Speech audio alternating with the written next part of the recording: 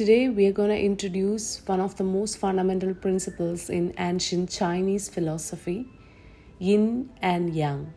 These two concepts may seem simple, but they hold the key to understanding the harmony of opposites and the balance that governs our universe. Let's dive in. Yin and yang are the two fundamental principles in the nature.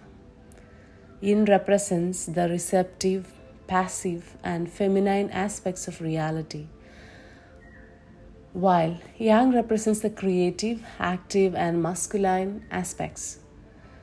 They are opposite but interconnected, like two sides of the same coin. Yin and yang are not just abstract concepts, they are reflected in the natural world, like day and night, light and darkness, hot and cold. All these opposites are interconnected and interdependent. One cannot exist without the other.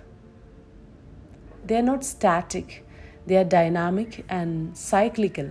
As one aspect increases, this is very important, as one aspect increases, the other decreases. This cycle is reflected in the seasons, the tides, and even our own lives. Yin and Yang are not just ancient philosophical concepts, they are a reflection of the harmony and balance that govern our universe. By understanding and embracing the principles of Yin and Yang, we can find balance and harmony in our own lives. Thank you.